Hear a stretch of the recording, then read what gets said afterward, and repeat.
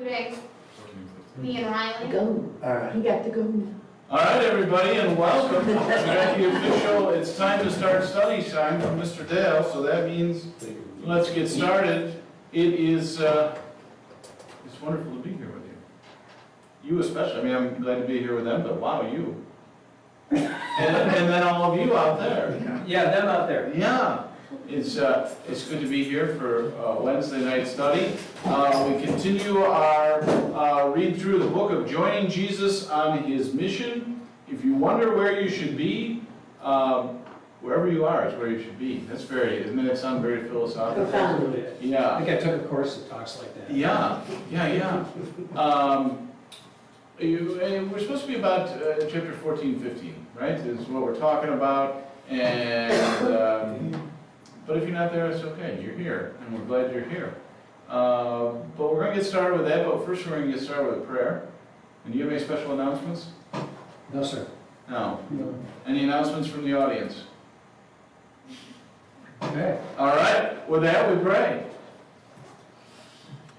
Dear Lord, I just thank you for the gift of this evening, for the peace that we find as we gather together and as we gather here in your name. Father, as we continue to explore your work in our community and our part in that, Lord, give us eyes that see, ears that hear, and a heart that's willing to follow your lead. May everything we do be pleasing in your sight. And this is our prayer in Jesus' name. Amen. Amen. All right. And with that, take it away, Rich. Where am I taking you Wherever you want to take it. Okay. Yeah. to? All right. Thanks again for everybody that's here, everybody that's online. The focus we want today is, as we read through Matthew 17, 1 through 5, is really the highlighted portion at the end. So after 6 days, Jesus took with him Peter and James and John, his brother, and led them up to a high mountain by themselves. And he was transfigured before them, and his face shone like the sun, and his clothes became white as light. And behold, there appeared to them Moses and Elijah talking with them. And Peter said to Jesus, Lord, it is good that we are here. If you wish, I will make 3 tents here, one for you, and one for Moses, and one for Elijah. He was still speaking when, behold, a bright cloud overshadowed them, and a voice from the cloud said, do you want to do this part? You want me to be the voice? You need a voice. This is my beloved Son, with whom I am well pleased. Listen to him. All right. The voice of God. That was the Father. Like Father. Okay, all right. So the focus we want to start with tonight, please, is on that closing portion there. I want you to be thinking about that. Let that settle in you. This is my beloved Son, with whom I am well pleased. Listen to him. Okay? So what do you think God the Father directs the disciples to listen? Why do you think that the Father directs the disciples to listen to Jesus? Because Jesus speaks only what the Father has taught him, or wants him to speak. Okay? And he is the express humanity of God himself present with us. He is. Excellent. Good. You're welcome. You can study. Here we go. Yeah. Other thoughts? That's a good thought. That was a great thought. That's on the nose. So to steal from somebody from the weekend, he made an interesting point that is there, kind of a question, is there any significance that God says this as Moses and Elijah are there? Oh yeah. Right. Notice that. And behold, there appeared to them, Moses, right in the middle, Moses and Elijah, talking with him. Right. So there's Jesus, and then Moses and Elijah are like two guys, they're appearing and talking with Jesus. right? But they must have been quiet long enough for Peter to get a word in edgewise, because he was always one to want to express himself. Not unlike some present here tonight. He says, and I love how it says, Lord, it is good that we are here. If you wish, I will make 3 tents here, one for you, one for Moses, one for Elijah. And he was still talking when behold a bright cloud came. I mean, he's all jabbering about his thoughts about how they can commemorate this auspicious occasion. Right. And then And then God kind of voice booths. interrupts him. Yeah. But I think I've been thinking about that question they asked, and I think that is kind of interesting to think about. Is there a significance that these were the prophets, Right. this is the prophet? Yeah, they all had followed the other two, and Jesus was here, and it's like God had to say, whoa, hold it. Yeah. This is they kind of had to get their attention, you know? Yeah. So But you some got- people of the day were saying that this was a reincarnation of Moses or Elijah. True. That Jesus was. Right, who do the people Yeah. say I am, right? Exactly, Right. yeah. Good point, Chris. Would you say that part of the significance is that they know it's Moses and Elijah? Because, these guys have been long passed away and they don't have snapshots of them. So, Right. is the recognition of who they are, even though they've never seen these people, part of it? It's Part of definitely it, part of the account. Part of it, what do you mean? Part of Part of, their excitement, part of? yeah, like part of the significance of the account, like that they automatically knew exactly who they were. Because they say it's Moses and Elijah. They didn't have an M and an E on their. Yes, like clothes. Shirley. Laverne and Shirley, yeah. Sweaters. On their robes, no, they didn't, so. Hi, my name is Zach. Right. No, That's it's definitely good insight. it's good insight into this account. Yeah. That obviously they only know that because God reveals it to them. And that's always hard for us because we want to have some lofty idea. Yeah. You know, How did that work? he saw them walking and they were talking in Hebrew and they knew that, What way? you know, no. It's just what God chooses, and this is all he chooses to reveal to us. So, yeah. Okay, so let's come back to the question. The last phrase, listen to him, Yeah. probably because we just read it, but who did we quote? Mark Twain said, I've never learned anything from talking, I only learned from listening. Mhm. And so it clues me in specifically to listen to him, instead of getting caught up in the moment or running off and building tents even. Good Listen point. to him. Listen to Yeah. it. I've always wondered if they wanted to build the tents because they wanted to keep them. You know, let's stay overnight. Right, have a try to campfire, encourage them to stay longer. Let's have some loaves and fish. Were tents something that they did to commemorate? I know stones were. They did stones to commemorate certain occasions, the crossing of the. Oh, would the tent have been something What was that's the tent? significant? Tent, the only thing that we get with tents is either a place where you stayed Yeah. or worship. Ah. You either stayed or you worshiped. So at this point, it would seem to me that they were, that's just my take on it, Okay. is that they were probably looking, why don't you guys hang around for a while? You know, good to have you back, Right. you know? To what Tom said makes me think of, right, Mary and Martha. And, Yep. Yeah. right, Martha is busying herself with being the best possible hostess because the Lord is present. And Mary sits at his feet and listens. And Jesus says, she has done the one thing, right? And this will not be taken from And her. that's hard for a lot of us. Right. It's easier to go off and, Do. yeah, Or talk, or just say stuff, yeah. you know? Or here's my idea, you know, that kind of thing, yeah. Good, that's some great interaction.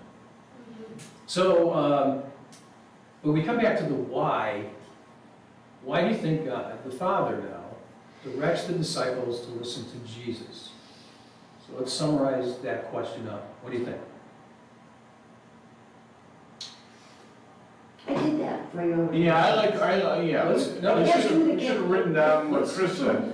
I would take us back to where Chris started us, that because Jesus is the Word.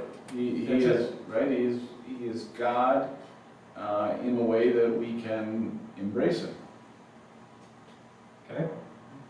So, does that have anything to do with the other two that appeared with Jesus? So they were probably talking amongst themselves, the disciples, and they were all excited, and then there was a conversation going on between Jesus and the others that appeared with him, Moses and Elijah, right? So there's an intervention right there that cuts off all other conversation in a profound way, in a very, and don't you wonder if it was loud or soft, or if it was just such a unique voice? We won't know because that's not important, otherwise we would hear about it. But that voice of the Father in heaven shut down everything to drive home a single point. And the single point was what? Listen. Listen. Okay. Just, right, to stretch this further than we should, you think about it, right? Moses is the law, Yes. right? Moses is the law, Elijah is a prophet. Jesus comes to proclaim the coming of the kingdom of God and the good news. Is there a significance there in that you've heard what these guys had to say, Right. now listen to him? He's the fulfillment of both of their whole ministry. He's the completion of it. That's pretty exciting. Do you have anybody online tonight? I do have people online. Hello, people online. So, any comments from you? A couple of them commented that I look really good in this lighting. I always look my best in the dark. Yeah. Yeah, okay. Yeah. Okay, what's Jesus up to? So using these questions to debrief on your week at your table, or I guess we could just do it Just do it. in the room. Take a look at these questions, and do any of you have any response or any thought to any of these questions that you'd like to share with the group? Well, for one, I could go. Do it. So I started school recently, right? And I decided I would join the tennis team, which was something really new to me.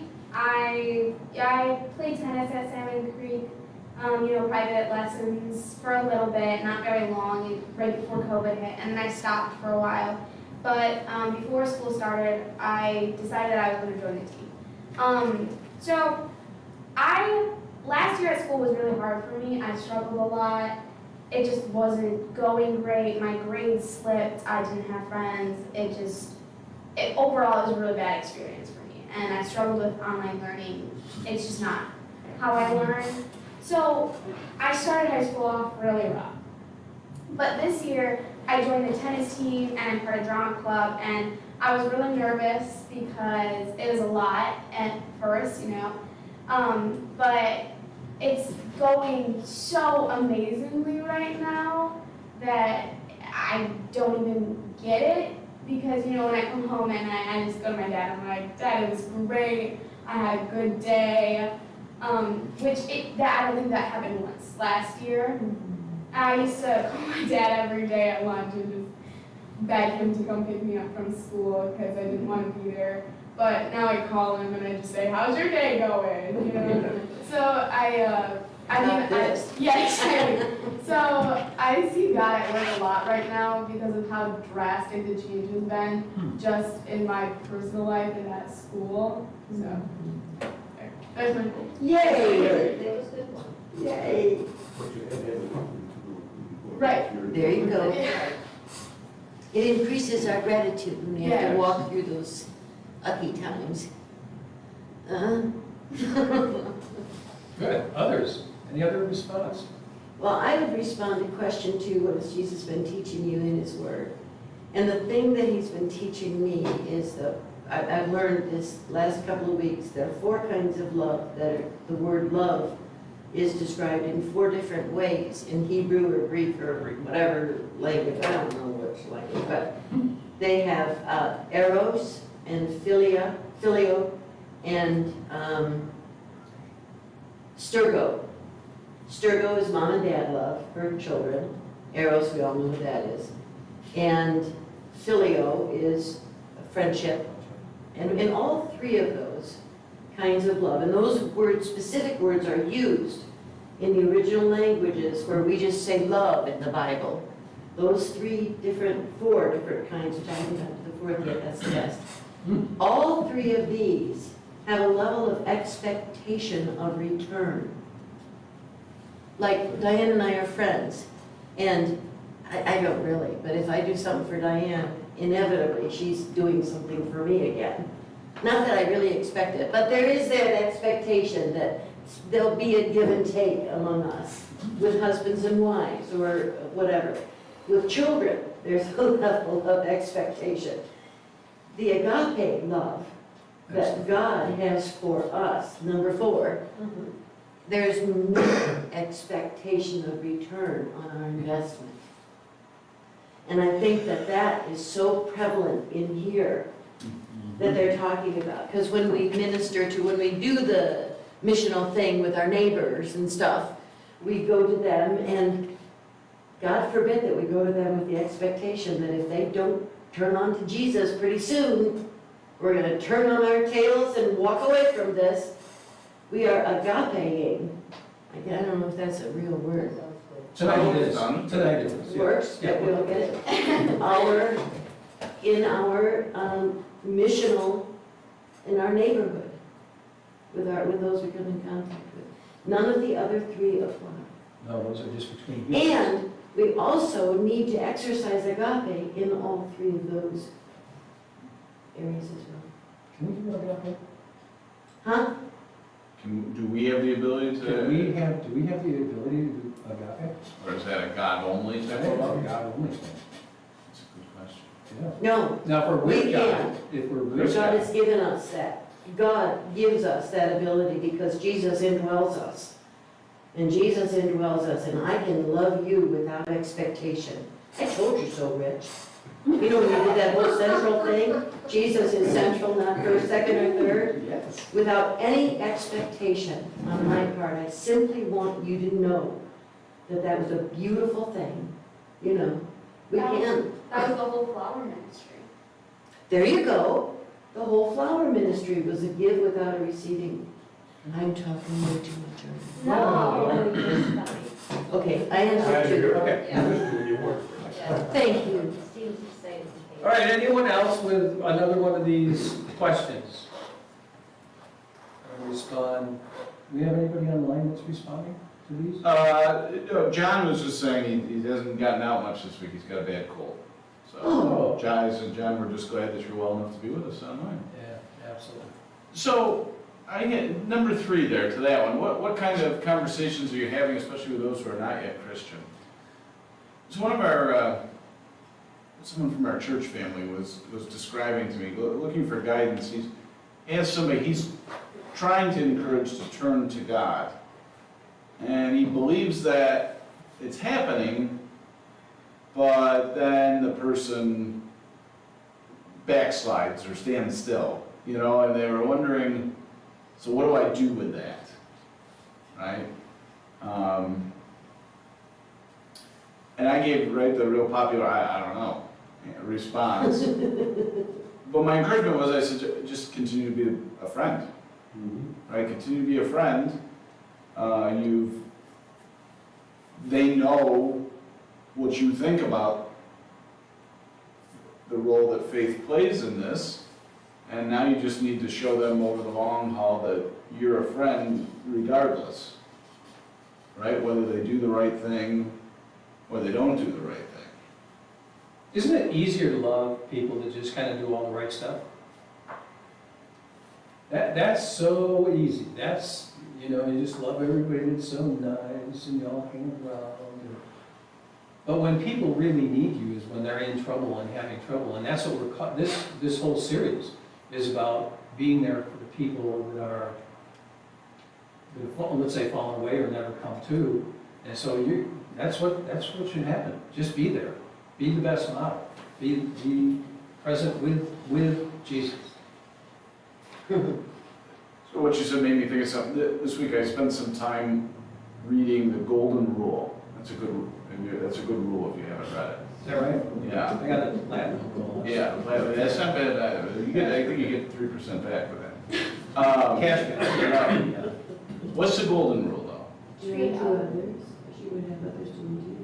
Yeah. So here's what was different for me this time, is noticing the way that it begins and ends. Now I felt like a Rich Kane moment here, because That's not a good thing. because what is the first word in that verse?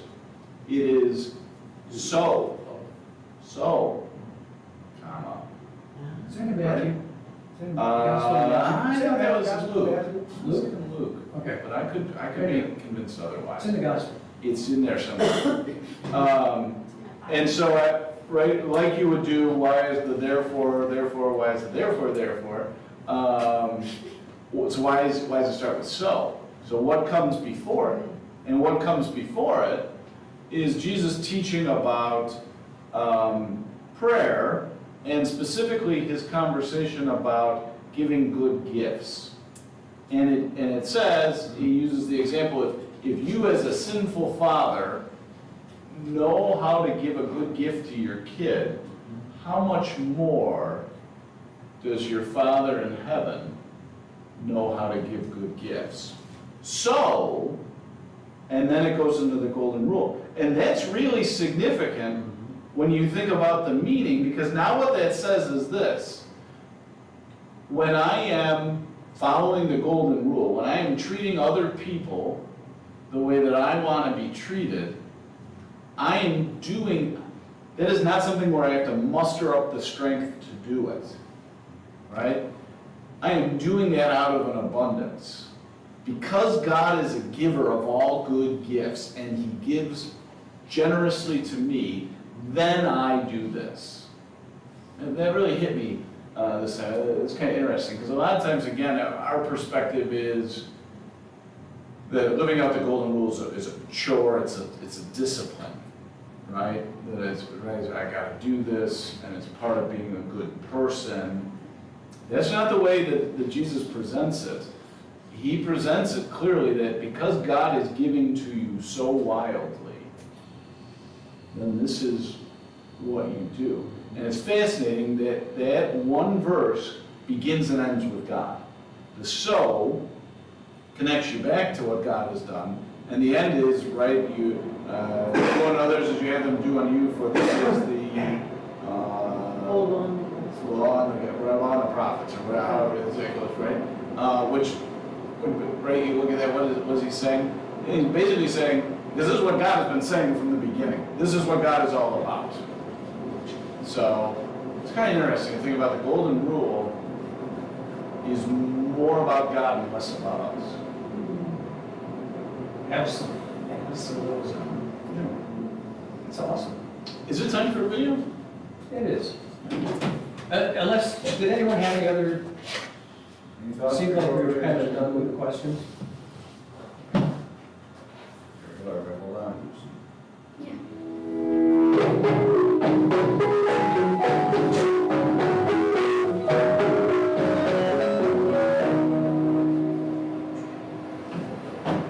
Welcome back.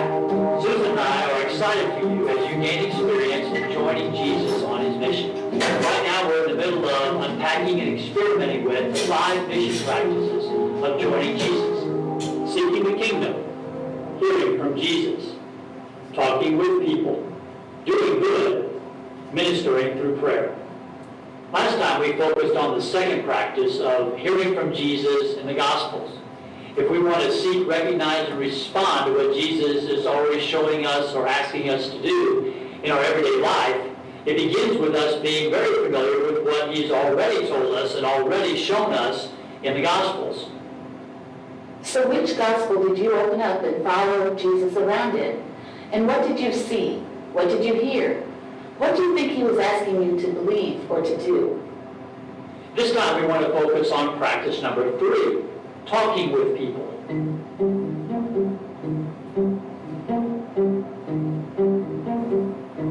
Think about how many people are regularly within our proximity.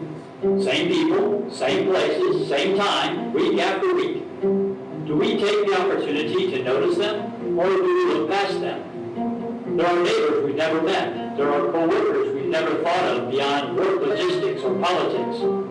How often have we successfully ignored the people right around us? We look straight ahead, pretending no one is there. And our culture would call that normal. But what if that began to change? It boils down to this simple realization. Jesus can do more with two people who are talking with each other than he can with two people who are successfully ignoring each other. What if we started noticing the people God has regularly placed nearby? What's their name? Where are they from? What's their story? So this makes perfect sense, doesn't it? But if you're more of an introvert like me, the idea of initiating and sustaining conversation can be pretty uncomfortable. But I've got good news for us introverts. It turns out the practice of talking with people is really more about listening than it is about talking. It's more about asking good questions than it is about sustaining chit-chat. Now, when Susan and I became more intentional about noticing and talking with the people around us, we were surprised to find out how many people were willing to be able to share their story with us just because we were available and willing to listen. It's almost like these dear people needed someone to talk with. And it turns out they did.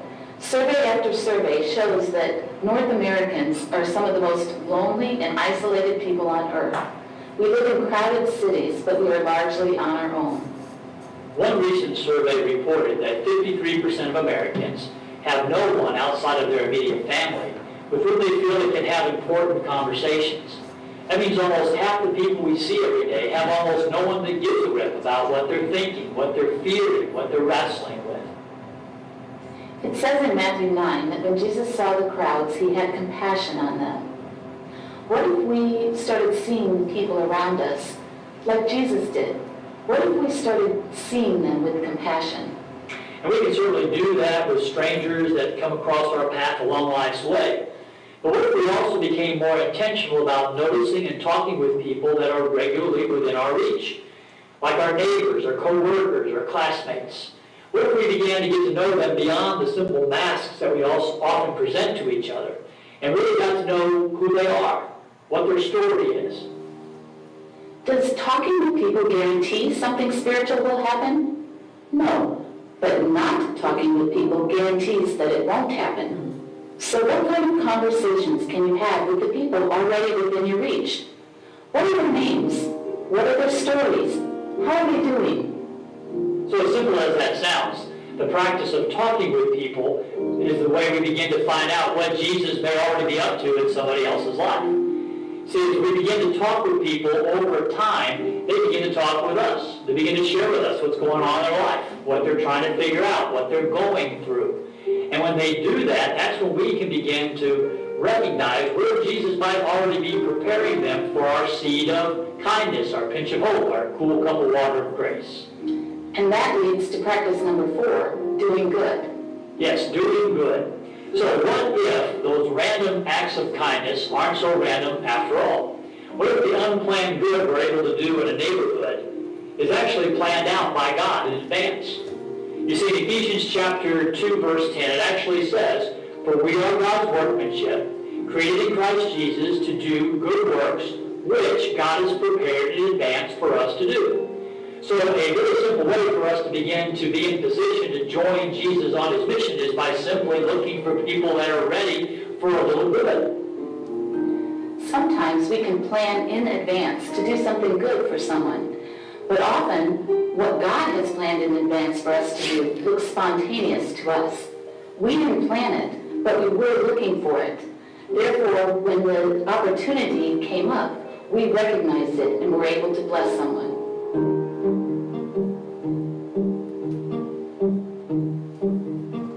Jesus talks about this kind of good being done for others as being like seeds.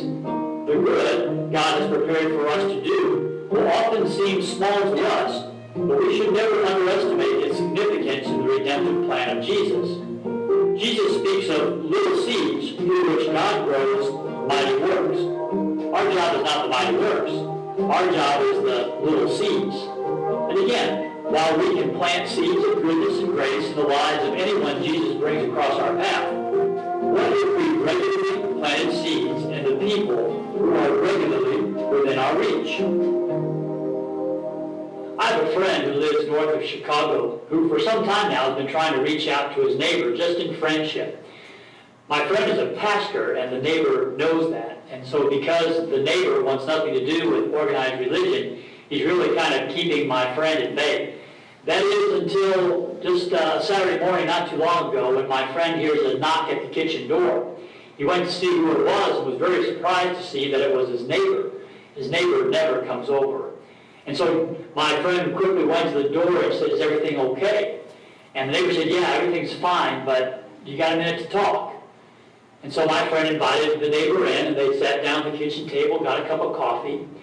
And the neighbor wanted to tell my friend about what had happened just the night before at the local high school. You see, the night before, he had been at a National Honor Society induction ceremony. And at this ceremony, they had kind of given a little place of honor to a young lady who was somewhere on the autism scale.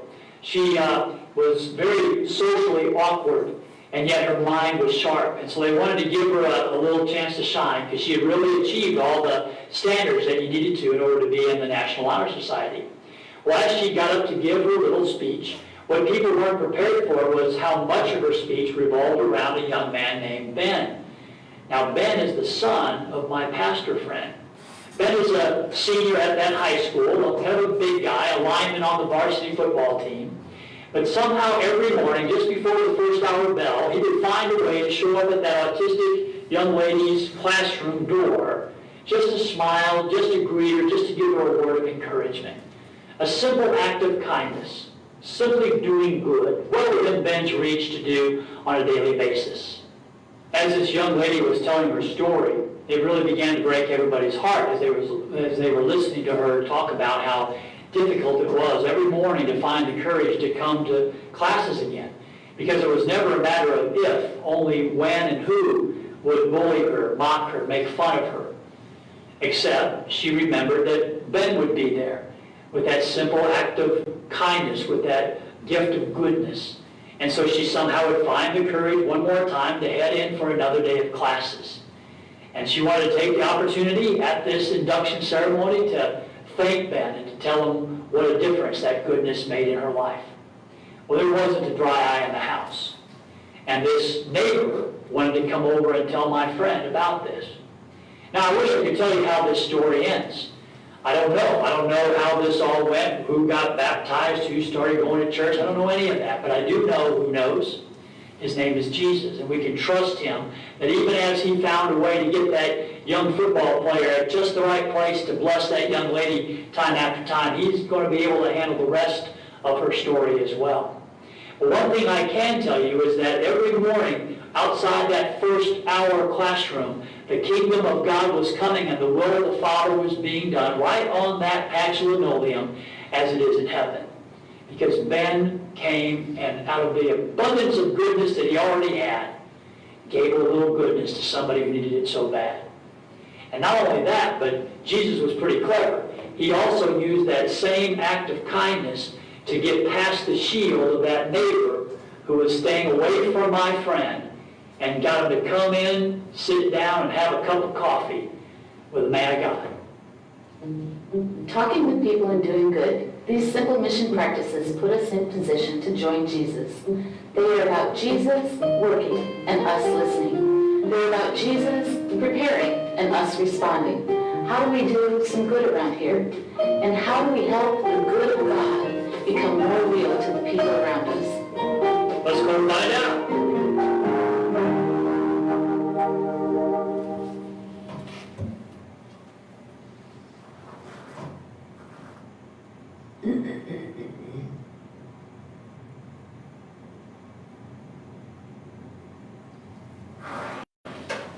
Having the two of them in the videos really enhances.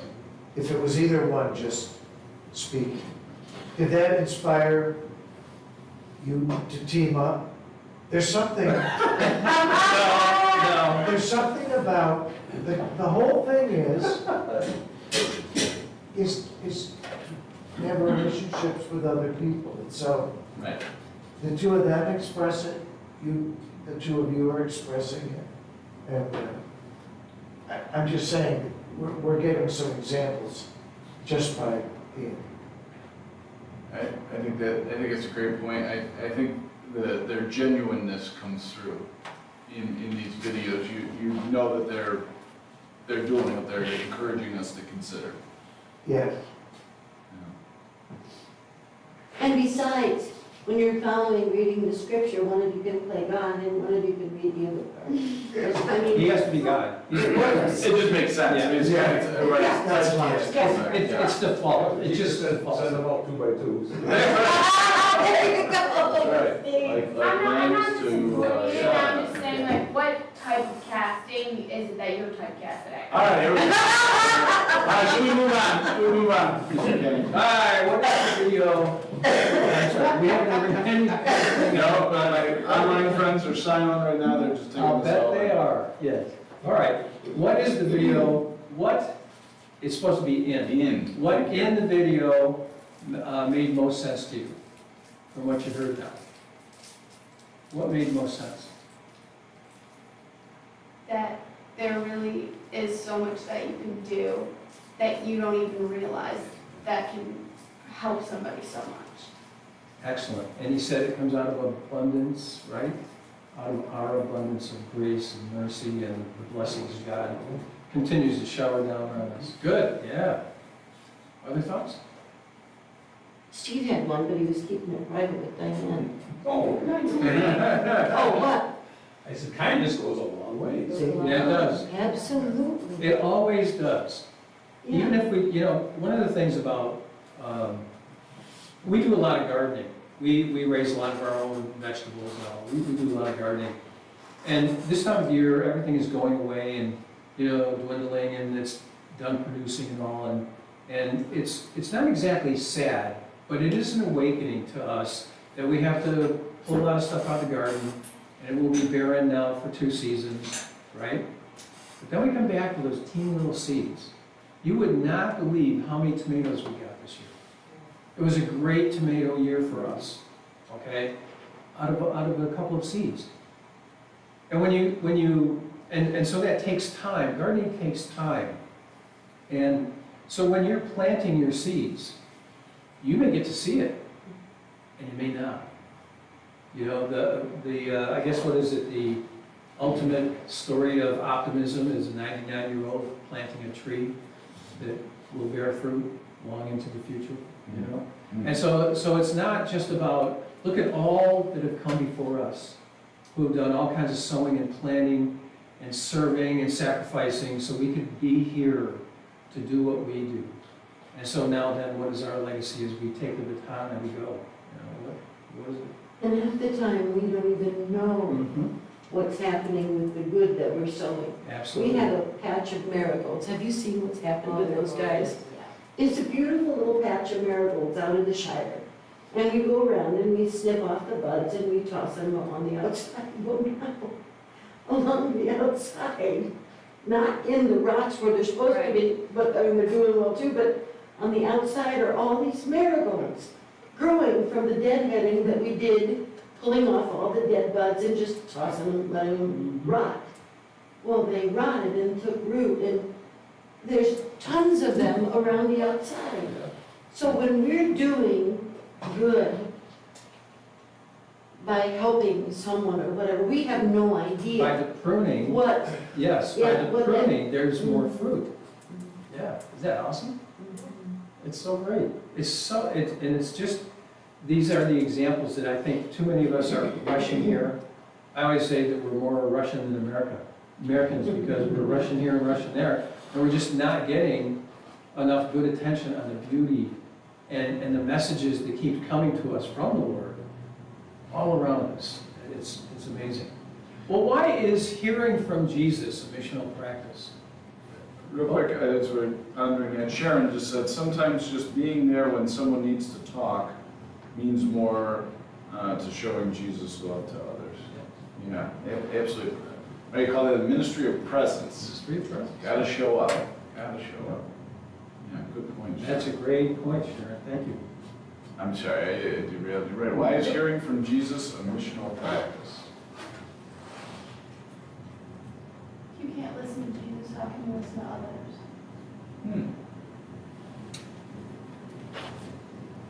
Okay. She can look this stuff. Every once in a while, just when I Did you tell her give stop. her, did you give her all those answers before? No, Cheat sheet, oh, she has a cheat sheet, all right. So when it comes to hearing from Jesus, what does that even mean? Yeah, how do you hear from Jesus? Yeah. I'll let someone else take this. What was that? I'll let somebody else take it. Oh, Phoning a friend. she's turning over the sheet. Yeah. Cheat sheet, is that right? Well, you hear from Jesus when and where? Through his word and prayer and through other people. There you go. And through worship.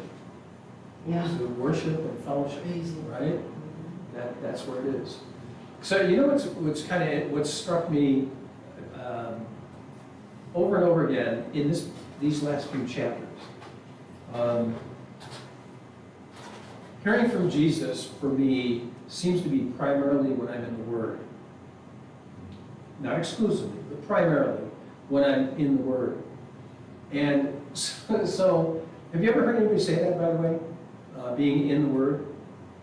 Well, we should really practice that. In other words, have you ever gotten into a story, or maybe when you were in school, you were in a play or something, and you had to get into the character? Do you know what I mean by that? You had to actually get into it. I'm not sure I think a lot of us are reading the Bible. And we're really not getting into the Word. Does that make sense? Yeah, Pastor Finke says that you should follow Jesus through the Gospels. And I think that caught my attention, because that says you're not reading the Gospel to get from the beginning to the end. You're actually reading the Gospel as if through reading the Gospel you can actually see Jesus doing what he does. You're there. And that's a different type of reading. Mm-hmm. You really get into it. You know? There's a recitation kind of reading that happens, I call it frontal lobe reading. And it goes no further than that. It just is the eyes are seeing the words and the mouth is spitting out what the words are. And you can do that very well. Most people can do it very easily, and it's smooth and good and whatever. But there's no meat on those words Mm-hmm. that's going into your heart. Yeah. You can actually fall 18 inches short of heaven, right? You can know it, but if you don't believe it, you're going to fall 18 inches short of heaven. And the way that you believe it is it goes down. There has to be depth to it for it to take root. Otherwise, it's just a veneer and it just passes. Not that there's anything wrong with frontal lobe reading. No. If you want to read through the Bible and it's a discipline you're exercising and doing, Yeah. go for it. Just read the words, because his word doesn't return to him void. And so, have at it. It's You just can't stay there very long. But that's a very good point, because God is at work in His Word. So if you're going through just to kind of accomplish something, He's still at work. You may not realize what's going on, but all of a sudden something, so let me do this, because this is another thing that they can't, are we okay? Well, I'm okay. Okay, I'm okay. It sounds like a book. Yeah. Yeah. 15 minutes, Rich. So, where is it here? Remember we talked about the word coincidence previously? We said, well, that's not the case, it's really God incidence. Remember that part? So coincidence is really not a coincidence. God is up to something for sure, right? Well, you may remember me saying this either here or elsewhere. There's another one about consciousness. So if you're aware, you could be aware generally of what's going on. You could be existing. They medically could say you're conscious, right? But when you're God conscious, that's different. That's when you take the time to slow down and listen, to let things really get down in, to not necessarily even ponder them, but for certain, to ponder them, to think about it, to consider what's really going on. That is a slowing down process, and you let the God consciousness look around at everything that's around you and everything that's going on. And I think God consciousness is the more important thing for the baptized Christian, because we are no longer ourselves anymore. Christ is in us. The Holy Spirit's alive and well within us. So we're not just people on earth. We are now His chosen. And by His grace and mercy, we're going to be able to see things so differently as He continues to reveal it. I'm a big believer in ongoing creation. I think God is creating stuff all the time out there for us. And it's happening. Some may say it's through science. Okay? But it's God at work. It's still God at work. If we try to humanize God, we're going to end up like every other culture that's already gone. We will take the credit and soon it will be gone. We will be gone. But when we give Him credit for absolutely everything, then we're more God conscious. And then it's exciting. Everything, every day is exciting. Last week, when we had that sunset here, you should have seen everybody running around looking at the sunset. It's not the first sunset. Probably not going to be the last one we see, God willing. But boy, it was special in the moment. And what did we say? Oh, the Lord really blessed us. We were God conscious in it. So I think that's important. When we're hearing Jesus, hearing from Jesus, and we're in the Word, we come up and we're physically out of the Word, being God conscious will make everything else look so different. So, And that's why he mentions anytime you're in the Word is the right time, but it's a great way to begin your day because it's preparation for what will be in front of you. Talking about being conscious, he uses a phrase that caught my attention because I think I'm guilty of this. Talk about planned ignoring. Right? And I've done that. yeah, right? And I hadn't thought about it that way. I just think, right, there are some people I engage in conversation, some people it just didn't happen. Well, no, there's a reason it didn't happen. You didn't pick your head up, or you didn't walk near them, or you, right? You plan to ignore them, right? And we've heard that our culture has shifted from a front porch culture, right, to a back deck culture because we drive into our garages and we go into our house and we don't talk with our neighbors the way that we used to. That's planned ignoring. It may be our routine. We may not think about. I may not think that I'm going to take this route so I don't have to say hi to Shane today. Yeah. But that is what I've done. That sounds like the story Don and Susie always tell, right? It's embarrassing for all of us. But I'll say, if it stays here, that they were at St. Paul, 6 months, they said, before somebody, in that 6 months, only one person came up and introduced themselves. And it was my grandmother. I love to take credit for that, but it was all her.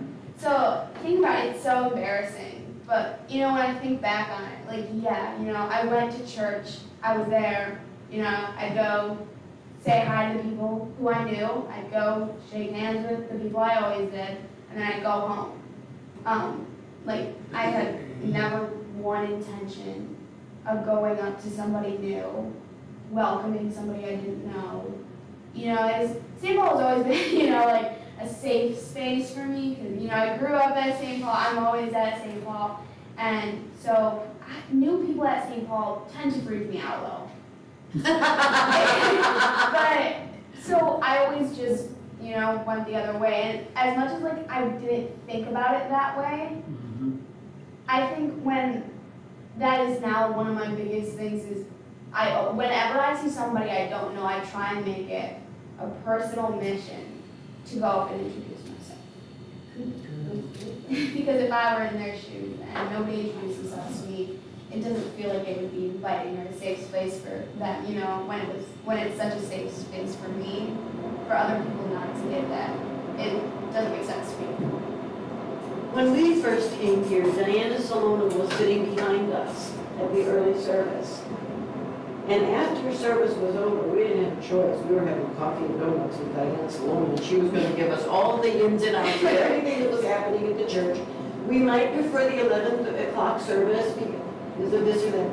It was just beautiful. And to this day, I mean, it was you guys, it was you and Pastor Goodwin who displayed immediately your servants' hearts to all of us as we observed you in the hallways and whatever. Yeah, you did. Guilty. That was your twin. Call me on the right day. But it was that kind of atmosphere that we came into. And we just lost our daughter. I mean, our daughter, we didn't lose her. She got to go home. And it had only been a few months prior to that she got to go home. And this church, absolutely. I went to a women's Bible study. And the women were just all in. It was unlike the experience that Don and Susie had. Ours was just amazing. People right in life just loving us. Huh? And to bring that back. Yeah. Well, John is just putting this into practice. He just asked if I said anything. So that was him ignoring. That's very good, John. Very good. Yeah. Clever. Because I said planned ignoring, right? Planned ignoring, and so he just typed in, did Pastor Mark just say anything? It's okay.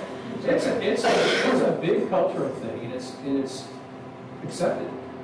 You know, it's common practice, and it's accepted. Well, and he says it doesn't mean that by talking to somebody, some God moment is going to happen. Right. But if you don't talk to somebody, It definitely won't happen. it's not going to happen. Right. And I'm like, oh, that makes a lot of sense. It does. It's the truth. Good. Any more on this? Hearing from Jesus. Okay.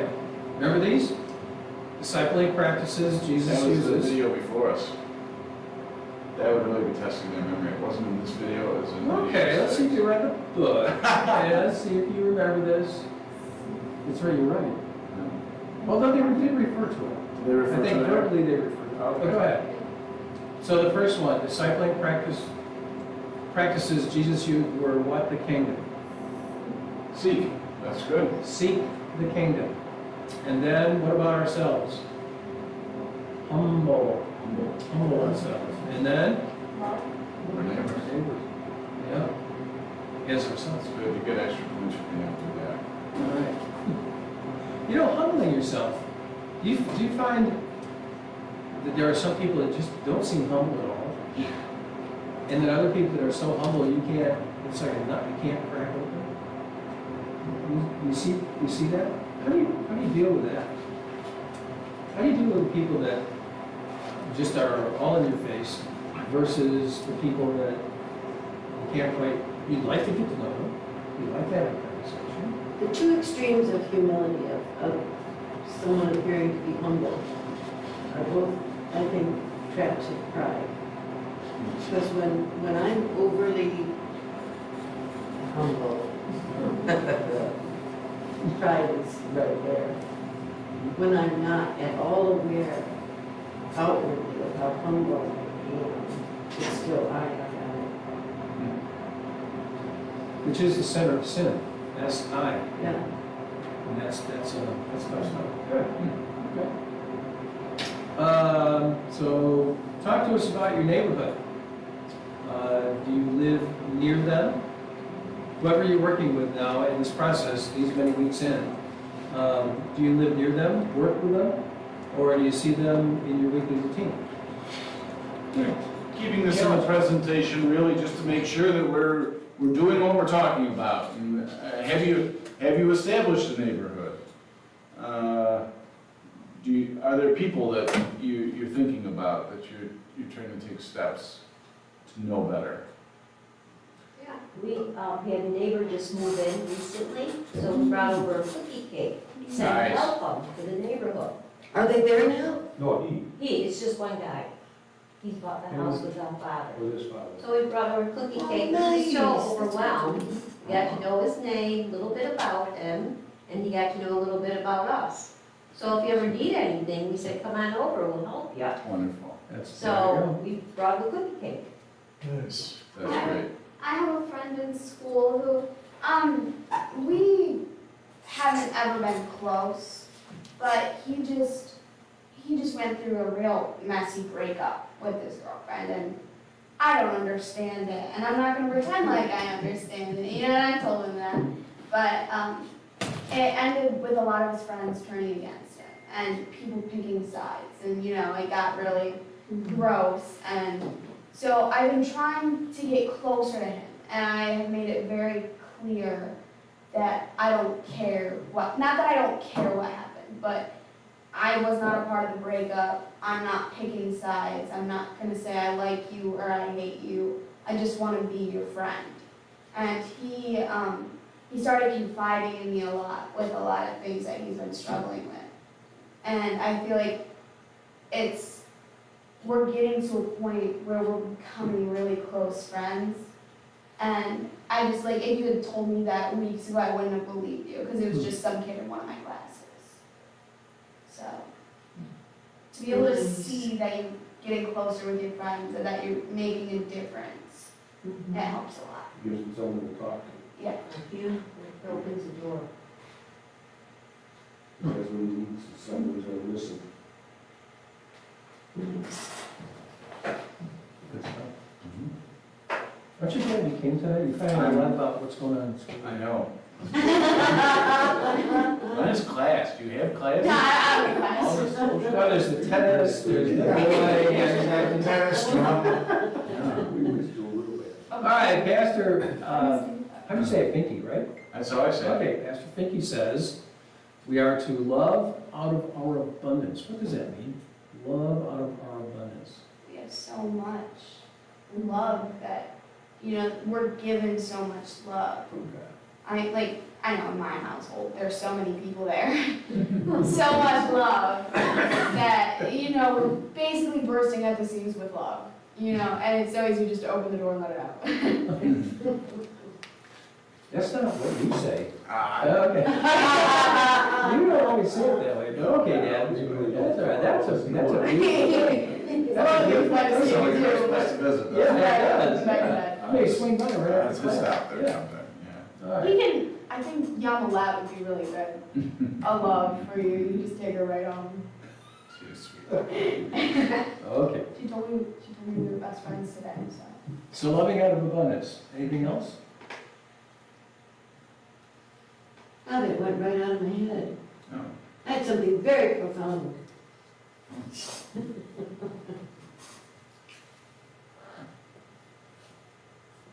Oh, I know. I was talking earlier about the agape love, and someone said, can we really love that way? Probably not, but we can, because Jesus indwells us, and it's out of his sacrificial love for us as we understand that more and more.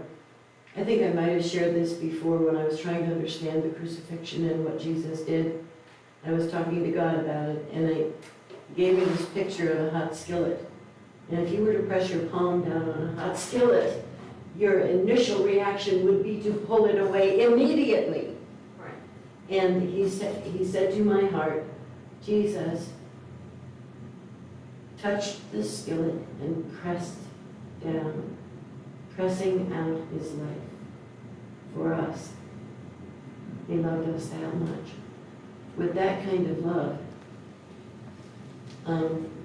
love to people, and we are loved people by him. Love people. And go back to Max with the grace given, give grace. The gift given, give gifts. The mercy marinated, drip mercy. And not judgmentalism, which your little buddy is going around finding now that people are judging him and you're offering him mercy and friendship. It's a beautiful thing. Good. See, you know, this love out of abundance stuff, though, you know, how do you know You're abundantly loved. I mean, so many people in our culture don't feel loved at all, much less abundantly so.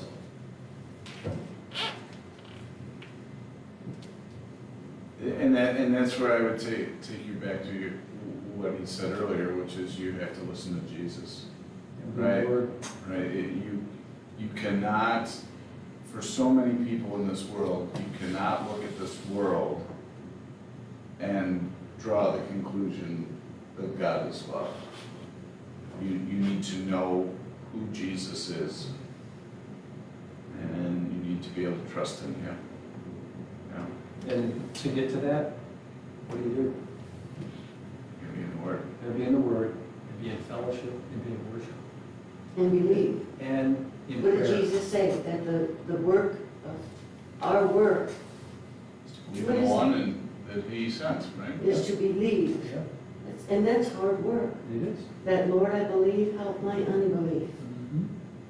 Gotta let it go, Mhm. and just turn it to Him, and trust, which is another topic. Love and trust are tough ones in our culture, around the world. It's Andrea gets bonus points because she remembered from Sunday. She said, love out of abundance. Sunday, we refer to other things in love too. It could be forgiveness, mercy, and grace, right? Which are all expressions of love. Yep. And that's, I'm glad you remembered that, Andrea, that wakes me up. Because I think that that this is in the same place as forgiveness. And I talk to so many people who say, I cannot forgive this person. I cannot make myself forgive this person. I don't understand why they did what they did. I feel lousy about what they did. And I totally understand that from a feeling experience standpoint, but it's a misunderstanding of what forgiveness is. And it's a failure to grasp the forgiveness that we've all received, right? That God's mercy is first given to us in such an abundance that I do not have to psych myself up to forgive another person, right? freely receive, freely give, right? So that's it. Yeah. Any more? That's my online friends right now. Okay, we're at the 8 o'clock hour. We are. We're about to go where we get time and a half if we keep going. Oh, Yeah. A few hours ago. time and a half. Right, yeah. Yeah. I think it was 1970 something when I worked in the summers at Kodak. Sorry, you get that, yeah. Sea Shift, Yeah. Super 8 movie film. Anybody remember that? Super 8 Oh, movie yeah. film? Oh, yeah. Yeah. All right, I think that's probably a good place for us to stop. So when we gather back together, we will be further on in the book. Yeah, where See how I figured that out? Yes. So for tonight, we were up through 15. Oh, 16. 16 So for Sunday. Sunday is 16. 17 and 18 for here next week. Yes, you're right, Chris. What's that? Chapter 16 is about prayer. Praying with Are we skipping that here? Yes, that's Sunday morning. Sunday morning. 17 and 18 here. Yeah.